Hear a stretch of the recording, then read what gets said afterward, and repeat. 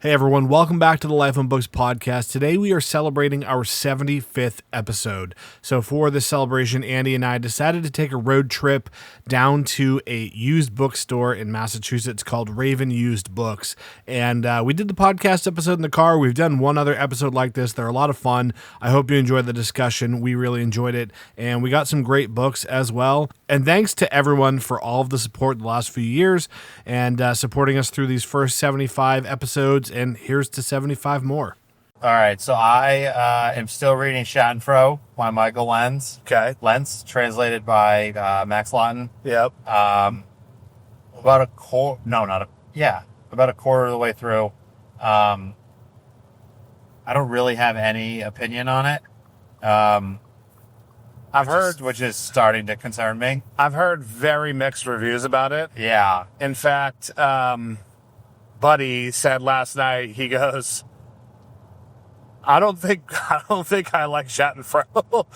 And I was like, oof, all right. Yeah, I mean, I don't dislike it. Like, I don't dread reading it. I don't like, when I'm reading it, I'm not like, this sucks or whatever. Yeah. I'm looking forward to reading it more, but I'm not, I don't have like a ton of thoughts about it. Okay. Still chipping away at Gesell Dome. Yeah. I need to make that one a bit more of a priority because I do enjoy it and I've just been reading it for so long. I want to finish it. Yeah. I read the first story in Flowers of Mold for the book club. What'd you think of that? It was fine. Yeah. I read it last night also. It was fine. I wasn't crazy about it. But it's also one short story, so yeah, not going to really lead to any like serious opinions about the book as a whole. Yeah. And then I started rereading Vineland by Thomas Pynchon to get ready for the movie. And also to hopefully make a guest appearance on the 3-month review podcast with Chad Post. Oh yeah, so. Chad had actually messaged me as well. And he's like, do you want to be on this podcast? So I was like, no. So he had asked me I had talked to him about it while I was like recovering from surgery. Yep. And I thought they were going to be starting like much earlier in the summer. Yep. And then just from surgery, reading all this other stuff. Like I was in, but I never got around to starting. And then he sent me a text the other day and asked if I'd gotten around to reading it or anything. And I was like, no, not yet. And he told me they were just getting started. So I was like, oh, fuck it. I'll try to catch up, follow mine and hopefully be able to make an appearance. And it was funny. I sent him a text the other day asking if they have a particular like day and time that they record. And he said they do Wednesday afternoons. And I was like, well, I do want to come on. I think I can read in and sync with your schedule, but I'll have to plan a little bit in advance since I'll have to leave work early to be available. Yeah. And he was apologizing about that. And I was like, no. I don't think you understand how happily I will leave work early to talk about Thomas Pynchon. Yeah. Like, that's okay with me. Yeah. I'm fine. But yeah, that's it. Those 4. That's it.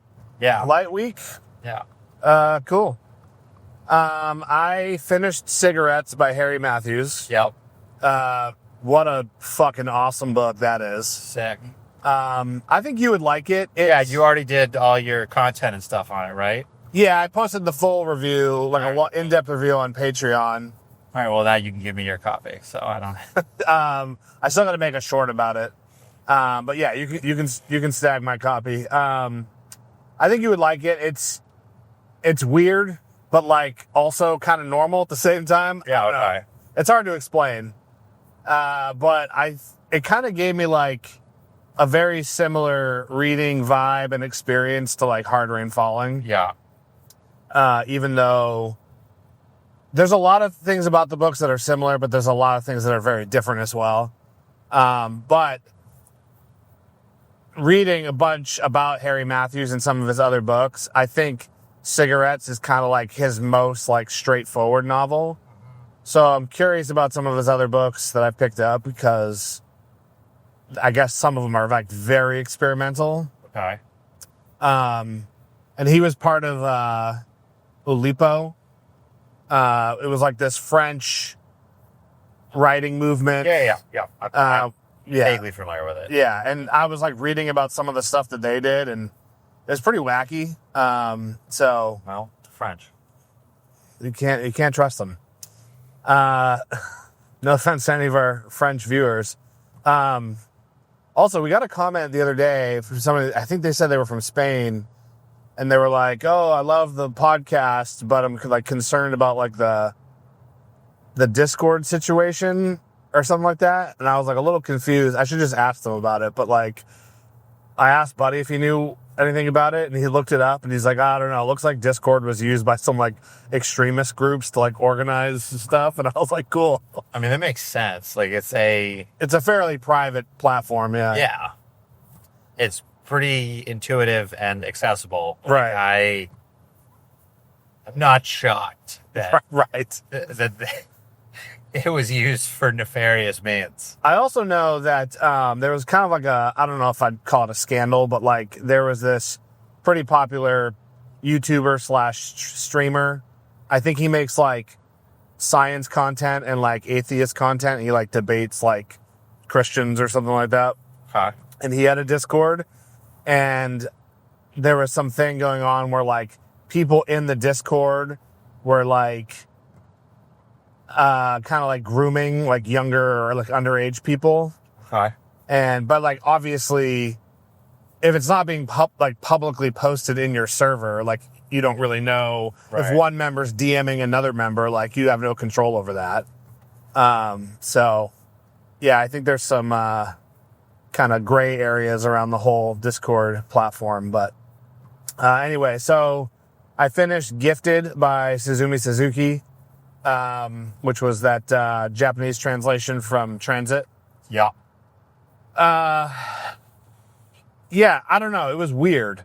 I didn't hate it, but also, like, after I finished reading it, I was kind of just like, what exactly was the point of this book? Like, nothing really happened. Yeah. There were some interesting dynamics between the protagonist and her mother, and then, like, a couple other characters in the book, but, like, it's very Japanese, in my opinion, where, like, the writing is very somber feeling, and you're getting, like, just, like, line by line, like, what's happening minute by minute. I put the key in the lock and turned the latch and opened the door and put the kettle on the stove. You know what I mean? It's like, okay. Cool. So it's kind of, like, slow-paced, but it's easy to read, and it's, like, 96 pages, so... Okay.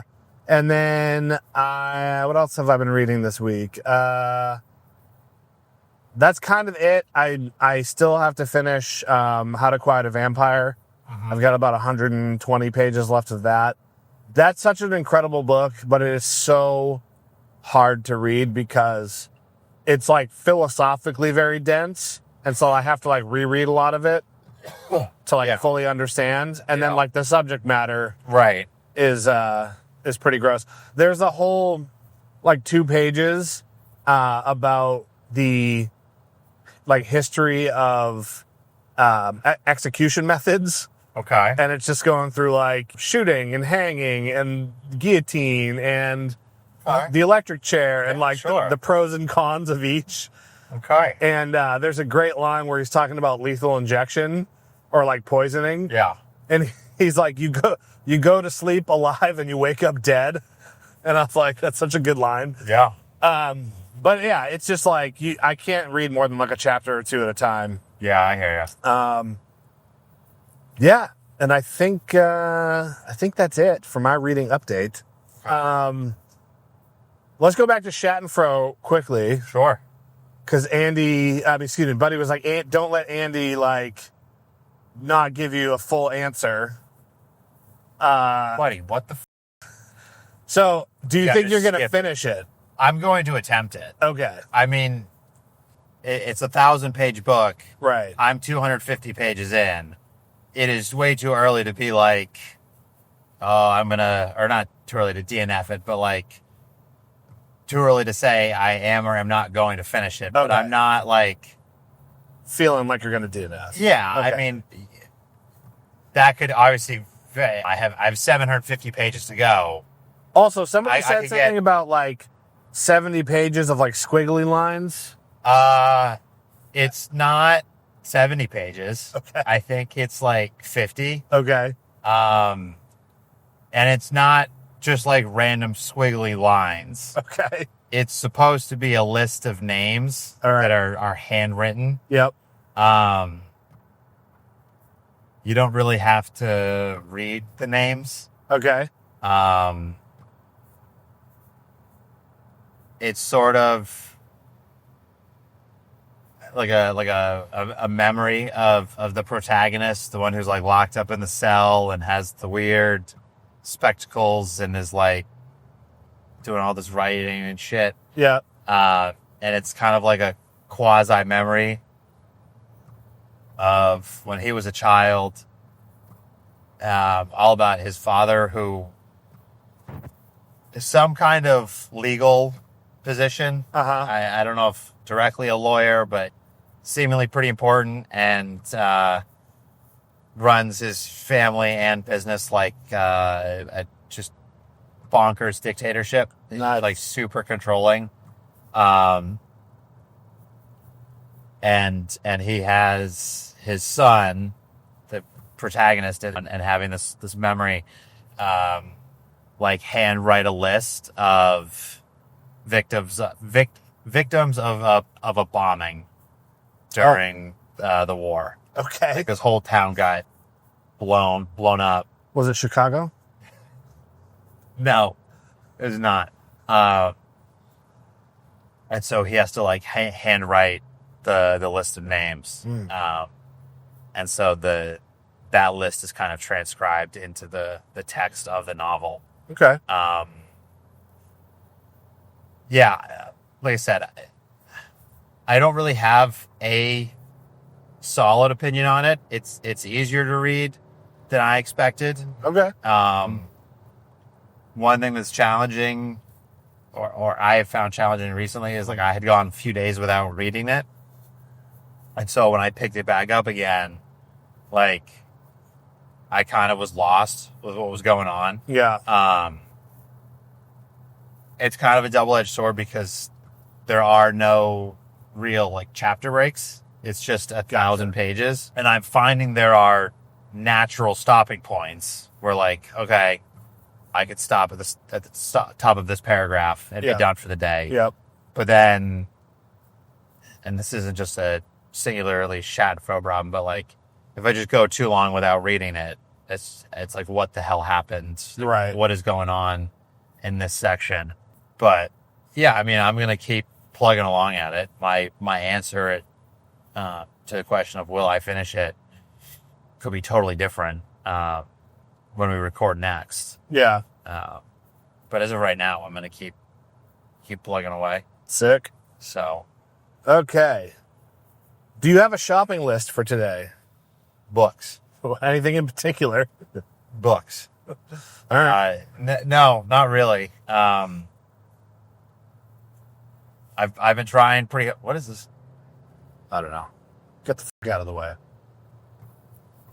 No, I mean, I've been trying pretty hard this year to just not buy books in general. How's that been going? Pretty well. Oh. I mean, I bought some earlier at the beginning of the year from my birthday, and then it's kind of been scattered here and there, mostly for the book club. So I don't really have any sort of like agenda going in today. Like I'm just kind of looking for things that anything that catches my eye. Yeah. And sounds good. Yeah. You know? What about you, Tony? What's on your shopping list today? I have a list that I put together for the Gibson's book sale the other day. And obviously they didn't have everything that I had put on my list. How dare they? So I'll probably reference that just to see if there's anything that I missed. Yeah. I'll probably look for some Larry Brown. A bunch of people in the book club have been kind of hyping Larry Brown up. Correct. Phil did send me one of his books. I think Dirty Work, it's called. So I'll be looking for maybe one or two more that they've kind of talked about. I made a post yesterday, I don't know if you saw it, asking for a fantasy recommendation. I saw that you made a post. Yeah. I didn't watch it. Fair enough. I hate to bring it to you. I almost never do. I don't blame you. I wouldn't if I were you either. I mean, you hear me talk bullshit so much. Why would you watch even more of my bullshit in your free time? If it's relevant to you, I just tag you in it. Exactly. So, yeah. I still don't watch it, but I see the tag. Yeah. What's really funny is I said, today's your chance to influence the influencer. I want a book recommendation. Yeah. I don't read any fantasy. I've barely read any fantasy, so I want your recommendation. Yeah. 2 rules: no Brandon Sanderson, no series. So many people watched the first 5 seconds of that and just started recommending random books. Like, people were like, oh, you got to read Stoner by John Williams. I was like, yeah, I don't think that's a fantasy, bro. Like, so that was kind of funny. But, yeah, I thought it'll be fun to read 1 or maybe 2 books in a genre that I never read from. Yeah. And also to, like, see if there's anything out there that is maybe a little bit more on the literary side. Yeah. So many people recommended books that I was just like, I will not read that, strictly based on the title of the book, because it just sounds so corny to me. And it sounds like something that somebody would write to literally just like sell a lot of books. Yeah. And the books are probably finely written. And if you're like really into like high fantasy, are probably good, but that's not really what I'm looking for. So anything that's called like the swords of this person's thing or the cord of that thing, I'm just like, nah, I'm out. Yeah. There was one author that a lot of people kept recommending, and what was interesting is they were recommending like a lot of different books by this person. Right. And I guess he's kind of known for like writing standalone fantasy books. His name is Guy Gavriel K, I think. All right. And I looked into some of the books, and some of them actually do sound pretty dope. I did see someone in the Discord kind of recommending the Gene Wolfe. Yeah, Book of the New Sun. Does that sound right? Yeah, something like that. Which I've seen other people kind of posting about, not like super frequently, but I've seen it here and there. Yeah. Never been something that I'm like really excited me to like go and search it out, but I'm familiar with it. Yeah. Or at least heard of it before seeing all the comments in the Discord. So maybe I'll keep my eye out for that today. Yeah. But, yeah. So I don't think I have anything else really too specific. So next question, which is, how do you approach navigating a bookstore? I usually just go right to the fiction section unless I have a like really particular interest that I'm seeking something out. Like, for instance, if I was wildly inspired by the poetry episode that we did with Seth and Dave, I might head right to that section just to like see if there's anything cool. Yep. That catches my eye. That episode certainly did inspire me to read a little bit more poetry, but I have plenty of unread poetry at home. Mm-hmm. So I can probably skip that section when we get there today. But yeah, unless I have something like really in particular that I'm looking for, I will typically head right to the fiction section, hopefully it's alphabetized so I could start at A and work my way through. Yep. I've talked about it before. I'm kind of at the point where I just like to meander and see if things catch my eye. Sometimes, like, if there's a particular author in mind that I'm really looking for, again, I really do just kind of, like, gravitate towards the fiction section. Yeah.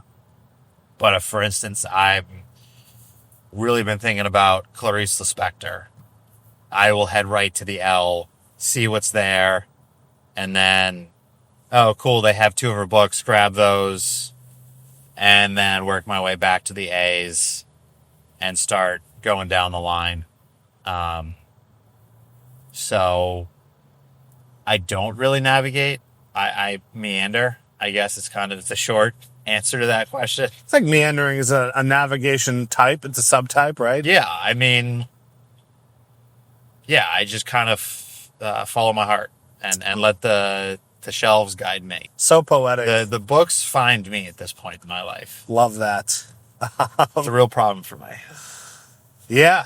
I have a slightly different approach. I think, well, if I'm going to a store for the very first time, a store I've never been to, I do like to just kind of go through the whole thing really quick and just get like a lay of the land. Yeah. And then like you, at this point, I go straight to the fiction section, or if they have a literature specific or classics. Yeah.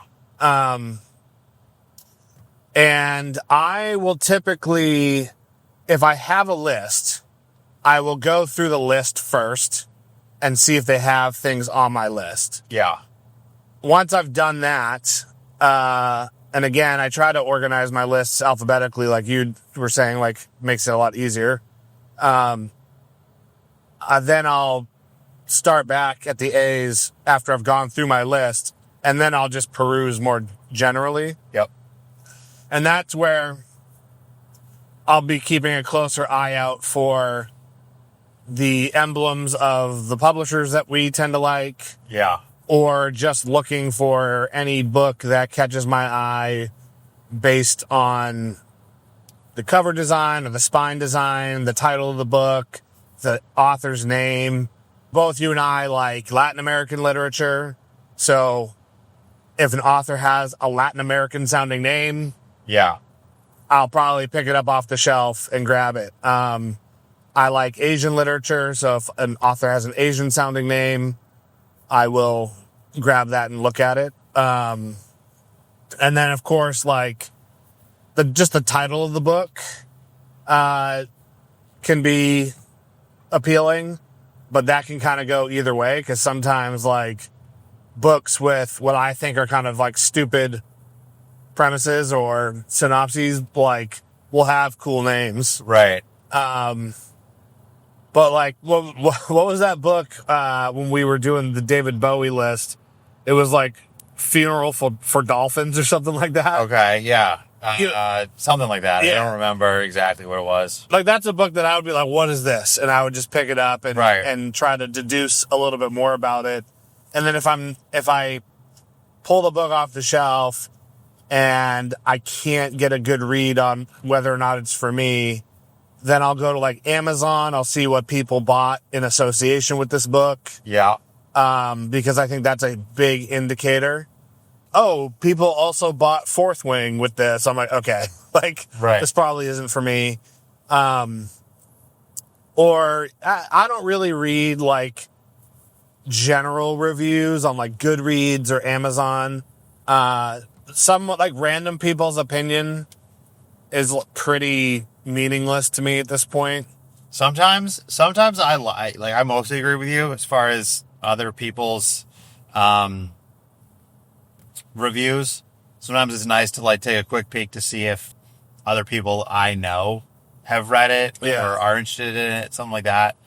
Sometimes though, like, I'll open up Goodreads and there will be like a 3-star or less review, and I'll read it and be like, I'm in. Like this, Right. everything about this person's review, trashing the book, makes me think I'm gonna love it. Right. So that is true. Yeah.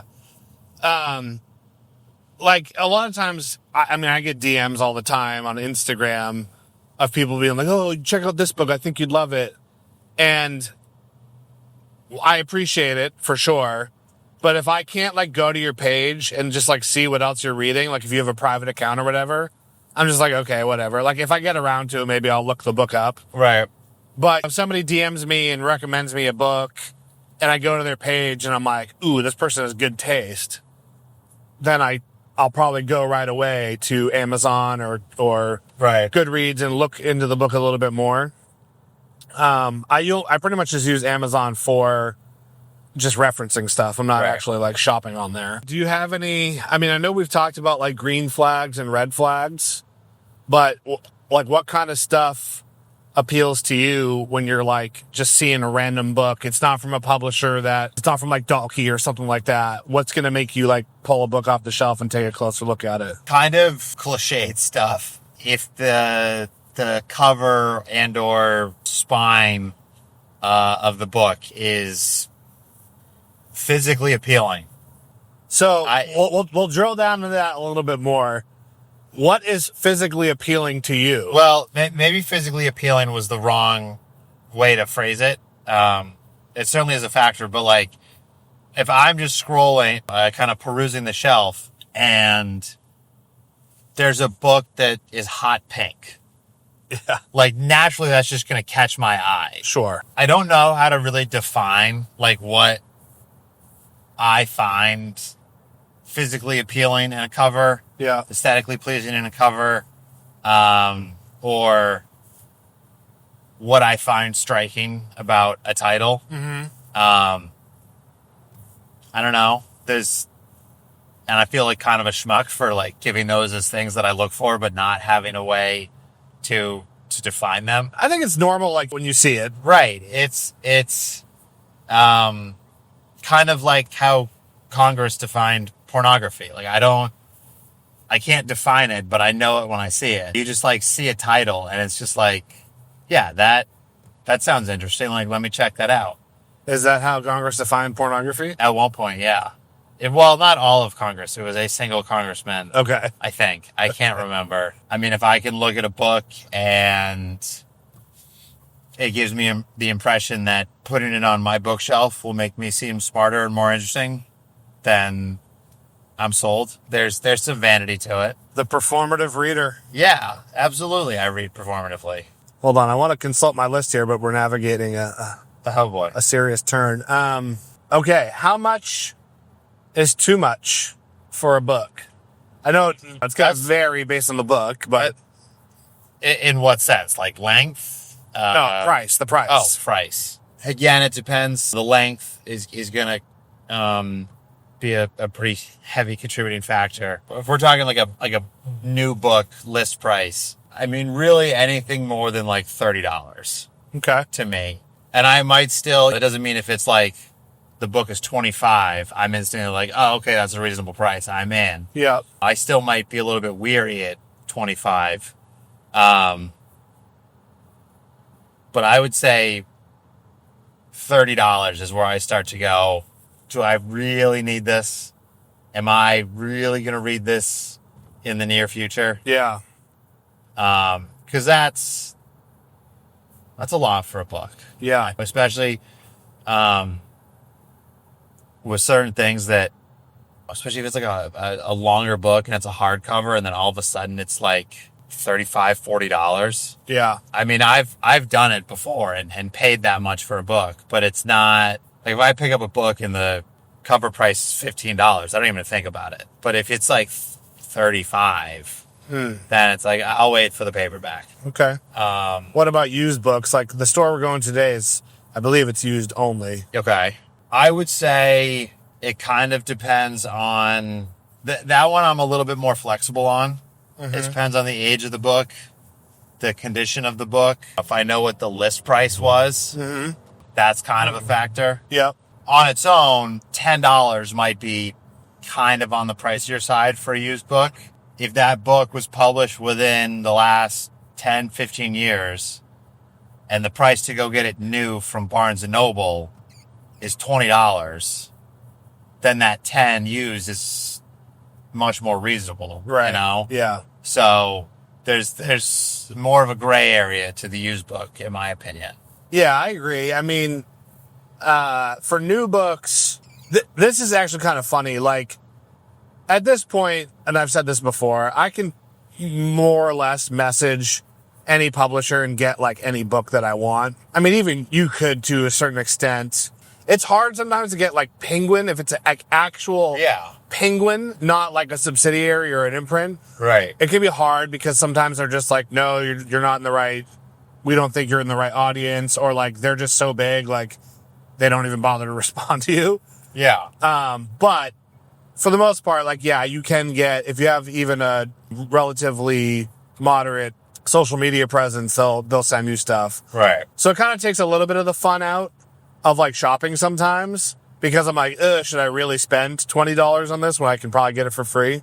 The other thing that makes it tough too is it's actually way easier to get new books that are coming out. Right. Like Penguin is probably not going to want to send me something that came out in like 1998. Like they're done selling that book. Right. They have some copies laying around maybe, but like they don't care to hype it up. That can be tricky. So if it's like something that's older that I don't think I can get from a publisher, I will spend a little bit more money on it, new or used. And then with used stuff, it's not really a dollar figure so much as it is like the condition of the book versus the price in the store. Yeah. So I will go online. I'll see what the book goes for new. I'll see what I can get it for used on like Amazon used or Thrift Books or eBay. And if the book is like maybe $2 or $3 more in the store used than it is online, I'll still buy it, even though I could get it cheaper somewhere else. Cause like I want to support a local business, and there's a convenience factor. Right. Like I don't have to wait for it. I can get the dopamine hit like right then and there. But also too, like a lot of times, like the pricing you're seeing is just like the price, but then there's like $2 or $3 of shipping anyway. Right. So if it's close enough, even if it's a little bit more money, I'll still just grab it if I really want it. But there's been times when like the way used bookstore pricing works, and a lot of people don't know this actually, but like in used bookstores, they usually write the price in pencil on the first page of the book. Because they're small, independently run businesses that don't have a huge staff or big margins or big overhead, it's not like they're going back through all of their books and updating the pricing all the time. Right. So they might have acquired a book 10 years ago, and at the time, $12 was a good price for that book. It sat there on the shelf for a decade, and now you can buy it online new for $10 or $12. Right. The price on that particular book has come down, and they haven't updated the price in the actual physical copy. So in situations like that, it's like, well, I'm not going to like pay more for the book used or the same price used as I could new, even if the book is in relatively good shape, because books, I mean, they're made of paper, so they tend to degrade a little bit just sitting on a shelf anyway. Right. They get dusty. There's some humidity. Right. The pages get torn or frayed from people handling the book, taking it off the shelf, putting it back in. So if I can pay the same amount of money and get the book brand new, I'll usually not buy it used. And with the dopamine thing, a lot of times That's a big part of it. It's a big part of it. But a lot of times, like, you're like, ooh, I really want this, but then you like talk yourself out of it. And then after you leave, you don't like, I don't get home and go, man, I really should have bought that. I probably never think about it again. So, that's where you and I are different, because I spent the rest of my life, and I should have bought that book that was going to sit on my desk for 2 years before I thought about it again. Like, I can't really think of too many books or any books that I regret not buying. Can you? Not really. I mean, every day I think about like, man, I wish I was into reading like this 20 years ago when a lot of the authors I like were still alive. Right. And I could have maybe had a shot at like interviewing them. Yeah. So since this is the 75th episode of the Life on Books podcast, I thought we would talk about do a little bit of meta discussion, talk about the podcast itself. Oh, brother. And a little bit of recapping as well. Okay. So we'll start with something that's pretty easy, maybe.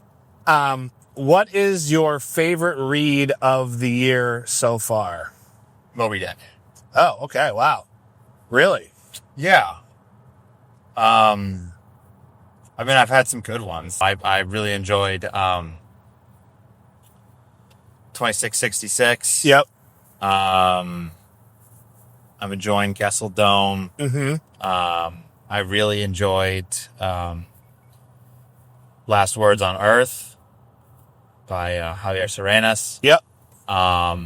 The Lost Scrapbook. I can never remember. I apologize to all of the Evan Dara super fans out there. I can never remember if it's the Lost Scrapbook or the Last Scrapbook.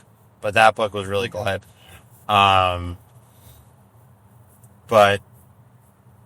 Moby Dick was awesome. I mean, and that one obviously is a great novel, but there was a lot of the reading experience or the kind of environment that I was in while I was reading that really contributed to that. Because I read that while I was recovering from surgery. So I was at home with my parents, just kind of resting and recuperating.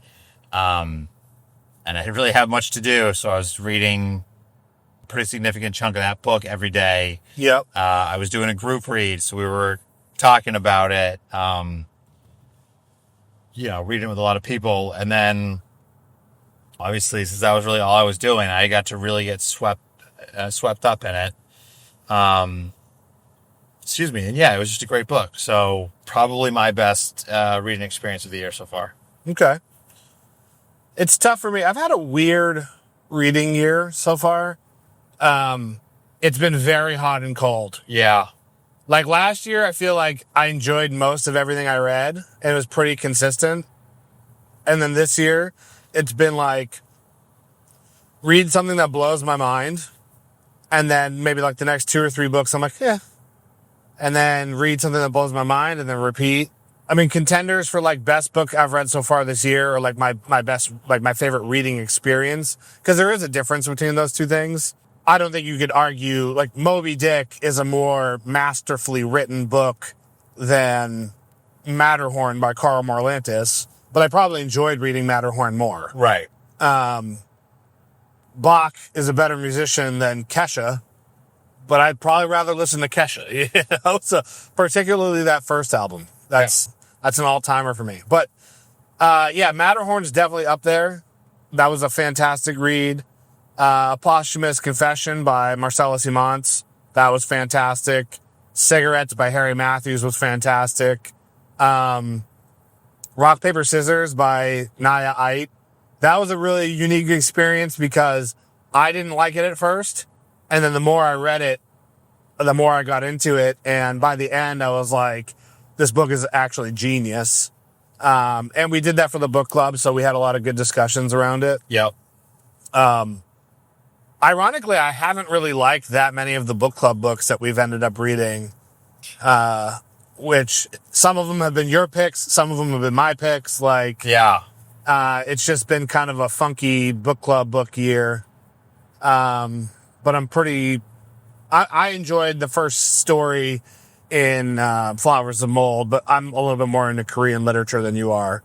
And I'm pumped for next month. Yeah, so it's been, I read Moby Dick, obviously. Yeah.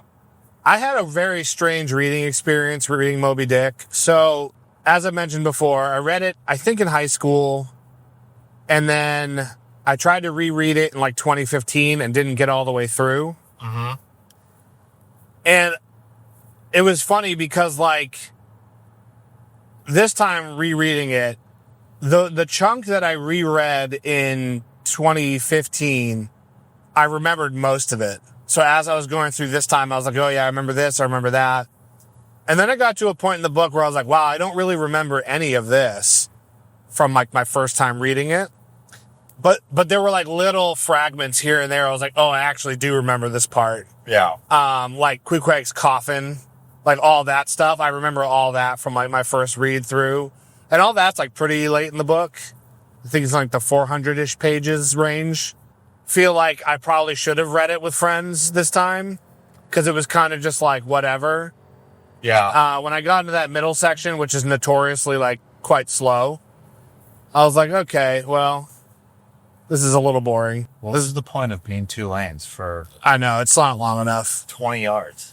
This is what sucks about Route 9, is you get stuck behind slow people. And then, you know what really drives me fucking insane is like, you get to that section where it splits to 2 lanes, and then the people, everyone speeds up. And it's like, why are we speeding up now? Yeah. You wanted to go slow before. Totally tangential story. But Gunnar sold his motorcycle back to the dealership that he bought it from. And For how much of a loss? $3,000. Yeah. Not great. But, so it's been sitting in my garage. Right. And at the beginning of this year, I, took it out of the garage, checked the oil, put air in the tires, took it off the battery tender, took it around the block, just to make sure it was like good to ride for the season. Yeah. Because I thought he was going to ride it. And then it's just sat there since then. Yeah. So he wanted me to ride it over to the dealership for him, and then he was going to give me a ride home. So I rolled it out of my garage. It's super dusty, and like we get like bad like surface mold in the garage. Yeah. So I'm like, oh, this thing looks like shit. So I'm like, I turn the bike on. It's warming up. I'm like wiping it down, cleaning it up a little bit. And they told him they were going to give him $2,500 for it, and that was like sight unseen, like just based on the age and the mileage and all that stuff. Yeah. I'm like, yeah, this thing looks gross, so I can't ride it over there like this, like, because I don't want him to like get less money because it's dirty or whatever. So I clean it up. I shoot him a text. I'm like, hey, I'm gonna ride it over. I start to ride out of my neighborhood, and I turn left onto the dirt road, and the bike stalls. And I'm like, it was like as I was pulling away from the stop sign, and I'm like, I didn't just stall this thing. Like, I've been riding my whole life. I was like, there's no way I just stalled this, right? So I could have turned the bike back on, won't turn back on. And I'm like, this isn't good. It's not great. So we were on a hill. Or I was on a hill, and I thought, well, maybe like the fuel sensor is fucked up. Because sometimes if there's like something like that that's wrong, and you go on a hill and like can't detect the fuel right, so it thinks there's no gas in the bike or like whatever. So I roll it down to a flat spot, reset the ECU, turn the thing, the ignition back on, crank it a couple times. It actually started, and then as soon as I put it in gear, it stalled again. And I'm like, not great. So now I'm like, what do I do? Do I try to roll this like back to my house and then push it up my driveway and then like try to troubleshoot it? Or do I just like call him and tell like the dealership to like send out a truck to come get it, which is not going to look good, right? No. Like if they have to trailer it in. I go into the computer system, I change a few settings around, try to restart it, wouldn't start. So then I bump started it, which is like where you turn the ignition on, you roll it, and then you drop the clutch while it's in gear, and it'll like fire the engine. And so I got it going that way. I bump started it. So it didn't really seem to want to idle, but like when you got higher up in the rev ranges, it was running okay. So I'm like, okay, I need to keep this thing going. I can't like let the revs drop. And so I'm taking the back roads because the bike is unregistered. He didn't renew the registration. So I'm technically riding this thing illegally. And Nice. I realized that the back road where it comes out to the main road is on a super steep hill at a light. And I'm like, if I have to stop at this light, like, I'm screwed. So I'm like coming up to the light. I quickly look left and right. There's nobody coming. I blow this red light on the bike. Pull into the dealership. Get off. Realize that, like, the bike's, something's burning. Doesn't even smell right. Oh, God. And we're in the parking lot. I'm like, hey, man, like, this thing is not running right. Like, I don't know what the deal is. I was like, maybe, like, squirrels got into my garage. And, like, sometimes they build nests in, like, the air filters and stuff. Yeah. Because it definitely seemed like it wasn't, like, the engine wasn't breathing right. And he's like, what do we do? Do we say something? I was like, I'm not going to say anything. Like, they're going to inspect the bike. So let them figure it out and just see what happens. And so they're like, oh, it's going to be like 30 minutes and then we'll do the paperwork. So we're sitting in their little waiting area. And this guy comes in and he's like, is Gunner here? And Gunner's like, oh, that's me. He's like, yeah, I think it's like messed up, dude. He's like, we tried to take it for a test ride and our technician got stranded. We had to go get him. I was like, great.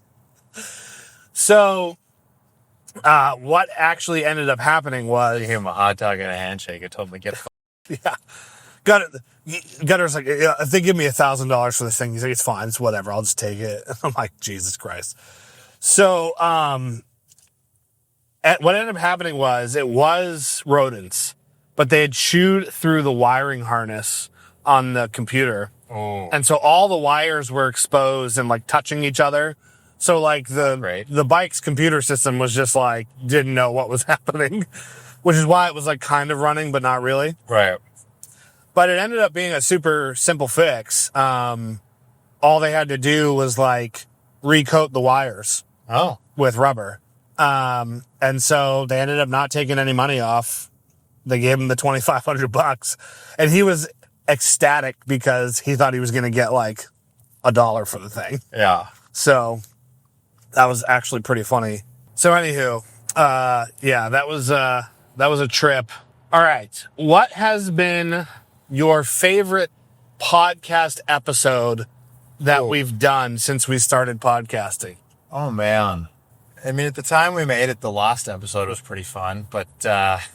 with Krista. No, the other secret episode. Oh, yes. Yes. Now that I've matured a little bit and moved on from that, have different feelings, but yeah, that was fun at the time. Yeah. I mean, all of the interviews we've done have been awesome. Yeah. I don't know if I could pick like a single favorite. Mm-hmm. Because they've all just had like such a different energy and kind of perspective. Yeah. It was awesome to have Esker David Johnson on, Ed Park. Those were both great author interviews. Chad Post was awesome. Because it's a cool perspective on the publishing side of things. Mm-hmm. Same with Nick from NYRB. Max Lawton, that was fun. Especially because the internet really started to hate him after. That was kind of wild. Yep. And then just kind of shoot the shit with Seth and Dave. That's always a good time. Mm-hmm. It's fun, and they're also fruitful discussions. So, but I can't think of like any particular topic that you and I have done. I mean, we've certainly just had great episodes and great conversations, but I can't think of any standalone that you and I have done that I would put up there as like my favorite ever or best that we've done. Yeah. Not that we can't come up with good discussions on our own, but the ones that have made me feel like we're actually doing something here and not just bullshitting around in your kitchen. Which is mostly what we do, but like, yeah.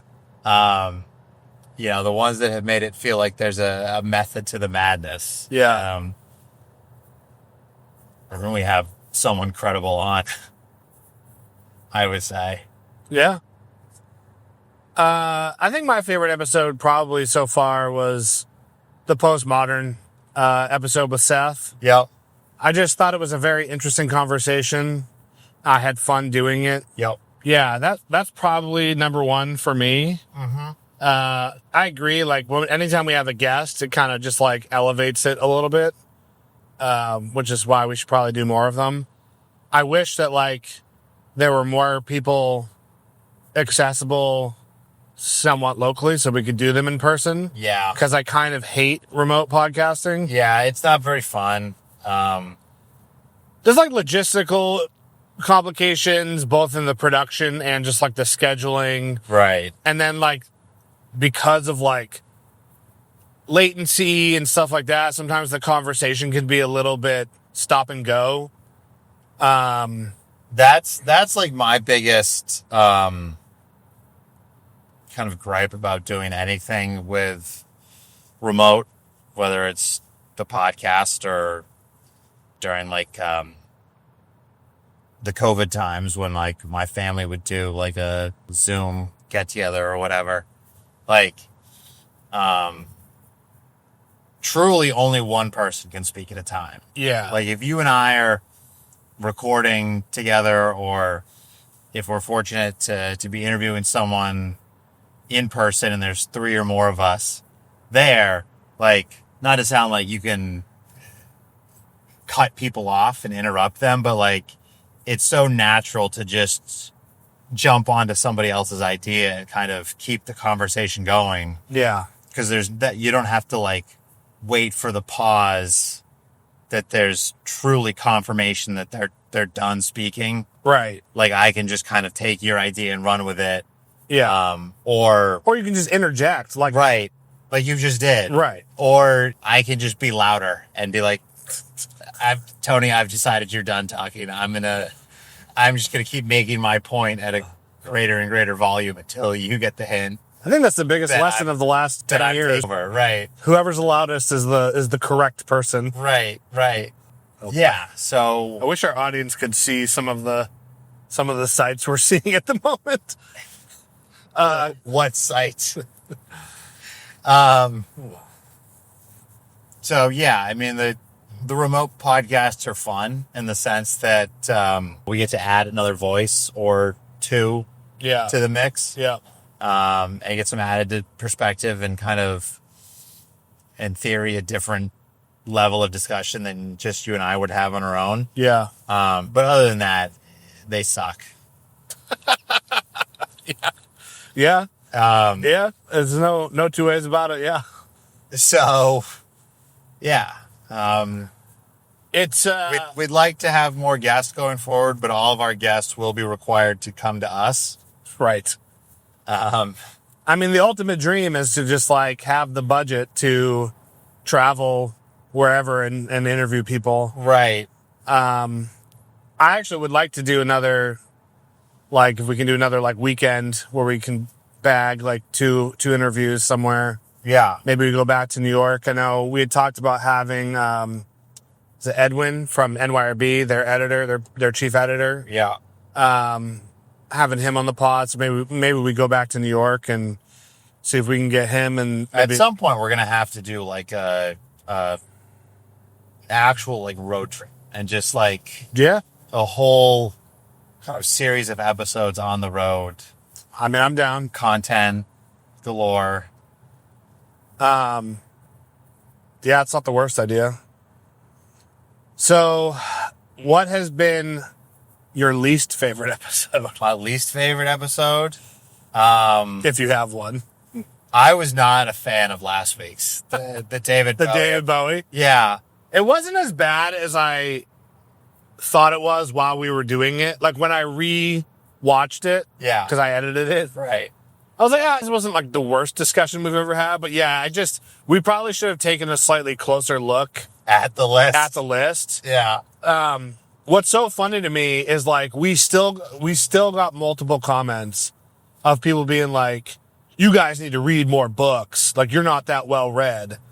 And it's like, why? Because there's like 2 authors on here that you personally think are like must reads or like must read canon that we haven't read. Like most of that, I would say the majority. I'm sorry I didn't read some obscure comic book that David Bowie loved in the 60s. Yeah. Sorry. It's what's really funny to me about that is like I even made the point like anyone could put together some sort of list that they think is mandatory reading. Right. Give it to you and be like, oh, you haven't read this? You're not very well read. Right. It's so arbitrary. Yeah, I mean, like in theory, when you kind of suggested the idea, I thought like, oh, this would be cool. David Bowie is a unique person. For sure. To say the least. Yeah. He's probably got some pretty interesting and eclectic taste. Which he did. And then I opened the list and I looked at like the first 10. Yeah. And I was like, okay, I've heard of most of these books. Right. Like, and I have at least in theory, something to say about them. Yeah, when I saw like in the top 10, there was like 1984 and A Clockwork Orange. I was like, okay. Bulgakov, right, and Camus and Nabokov. Like, I had some hope that there would be things we could talk about. Thank God. Get the out of the way. Jesus Christ. Sorry, go on. Continue. But yeah, like I could feel it as the conversation was going. That it was not our best. Yeah. And that's okay, guys. Sometimes you have to go out there and see what happens. Try it out. Make a fool of yourself. Yeah. Embarrassment is an underexplored emotion, and we tried it. The episode performance was about what I expected. Sometimes when it's like a little bit too niche of a topic, because like in order for you to watch that episode, you basically have to either be a fan of us, Yeah. which is a pretty small group of people, for being honest. Yeah. You have to be a fan, a super, super fan of David Bowie, Right. or like a reader and a fan of David Bowie. Yeah. So all of those like cross sections are pretty small. But with that said, there were a lot of positive comments like, oh, I actually love this episode, or like, you guys should do more celebrity lists. So it was kind of interesting to see that feedback. It was a little surprising to me. But of course, I was very grateful for it. Anytime we get positive feedback is nice. Yeah. Negative feedback is nice too, because it helps the algorithm. It's just engagement. So Yeah, I mean, I don't mind legitimate criticism, but when it's just some like half-brained comment, like the person who was like asking us, like accusing us of being Trump. yeah, orders. I mean, all that's going to get you is screenshotted and made fun of Right. behind the scenes. Right. So Yeah. So that keep was doing it if you want, but like, Yeah, for sure. you're subjecting yourself to humiliation. correct. Just be aware of that. Yeah. So I don't know, like, I guess maybe it's just like recency bias, but I would also say like last week was maybe one of my lesser favorites. I'm trying to think if there was anything else that I thought. Last week is in the David Bowie episode. Okay. Yeah. Okay. Yeah. I don't even remember what the one before that was. So I was like, I don't know. probably speaks to the quality of that episode. There's been some like Q&A episodes. I think we've done like maybe 5 at this point. Yeah. Are very hit or miss for me. Sometimes I'm like, that was awesome, and sometimes I'm like, these questions weren't that great, or like I just was kind of running out of, like my ADHD was just like out of control today, and I just didn't have like the wherewithal to sit there and really like think about solid answers Right. to the questions. So, Oh, okay. my goodness. So I understand, like, you talked about like your kind of favorite episodes, but do you have an episode that you're like, this was the best podcast we could have done? Like, that was the best like discussion, or as far as like a book podcast goes, this was the best one we've done. The postmodern episode. Okay. With Seth. All right. Because I think that was a good mix of like legitimate discussion about a literary topic. Mm-hmm. And also just 3 chuckleheads around and throwing darts and trying to land on a definition. Yeah. I'd like to think we're all intelligent people, or at least not stupid, but we also didn't like take ourselves too seriously during that episode. Yeah. I think that was just a good one in terms of episode quality. Yeah. What was the last question we asked? You asked me what I thought our best like true discussion was. Oh, and you said postmodern. Postmodern one was Seth. Because that was a good mix of like actual coherent discussion. Few chuckleheads just kind of bullshitting around. We're all mostly intelligent or intelligent adjacent people. Mm-hmm. And I think we had a good conversation without taking ourselves too seriously. It's funny, whenever we have Seth on, we get comments about him being pretentious, which I think is so funny because he's absolutely not. He's like one of the funniest people in the world, and he like has such a good sense of humor and like doesn't, I don't know, he's just like down to have a good time. Yeah. He just has, and I mean this with like nothing but love, because I am similar, I think, but to a lesser extent. He's not pretentious, but he has pretentious interests to dum-dums. You kind of just come off as pretentious. I obviously kind of every now and then will yuck up the whole snob thing and kind of act like one, and I'd like to think that most of the time I'm not. You can be super humble and down to earth, but then you try to explain to someone the literary merits of The Tunnel. There's no way to describe that book without sounding a little bit pretentious. Like, oh yeah, I read this novel. It's about this guy who's a history professor in the Midwest, and he starts to dig a tunnel out of his basement in some sort of weird, spiteful act of rebellion against his wife.